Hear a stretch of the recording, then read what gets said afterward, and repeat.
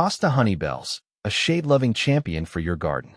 As a gardener with a passion for beautiful foliage, I'm always on the lookout for plants that thrive in shady areas. The Hosta Honeybells has become a superstar in my garden, offering stunning aesthetics and easy care.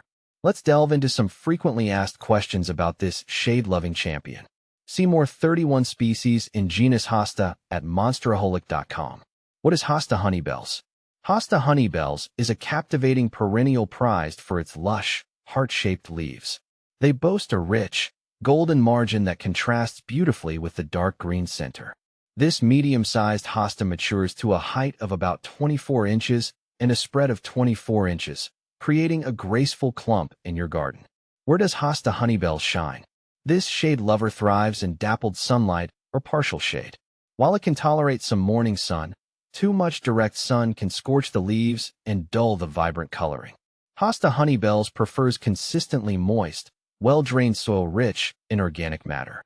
Planting and care tips for Hosta Honeybells. Planting your Hosta Honeybells is a breeze. Choose a location with the appropriate light conditions. Dig a hole slightly larger than the root ball and amend the soil with compost or aged manure. Gently place the plant in the hole, ensuring the crown sits level with the soil surface. Water thoroughly and keep the soil evenly moist throughout the growing season. How often should I water my Hosta Honeybells? During the first year after planting, consistent watering is crucial for establishing a strong root system. Aim to water your Hosta Honeybells deeply whenever the top inch of soil feels dry. As the plant matures, it becomes more drought tolerant, but don't let the soil completely dry out. Does Hosta Honeybells need fertilizer? Hosta Honeybells isn't a heavy feeder, but a light application of balanced fertilizer in early spring can promote healthy growth. Opt for a slow-release fertilizer formulated for perennials. Does Hosta Honeybells flower? Yes, Hosta Honeybells produces delicate lavender-white flowers in mid to late summer. While the blooms are attractive, the foliage is truly the star of the show. Is Hosta Honeybells deer-resistant? Fortunately, deer tend to find the taste of Hosta Honeybells unappealing. This makes it a great choice for areas with deer browsing problems.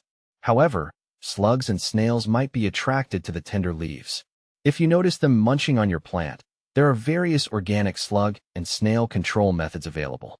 How do I care for Hosta Honeybells in winter? Hosta Honeybells is a fully hardy perennial, meaning it can withstand cold winter temperatures. Once the foliage dies back in fall, simply cut the stems back to the ground and leave the plant undisturbed. A layer of mulch around the base of the plant can provide additional protection during harsh winters. Dividing Hosta Honeybells. Hosta Honeybells readily spreads over time, forming a beautiful clump. If you wish to propagate or rejuvenate your plant, you can divide it in early spring before new growth emerges. Simply dig up the clump, carefully separate the sections with a sharp knife, and replant the divisions in new locations. Hosta Honeybells versus other shade-loving plants. Many shade-loving plants can complement your Hosta Honeybells. Here's a quick comparison. Ferns. Ferns offer a delicate, textural contrast to the bold foliage of Hosta Honeybells.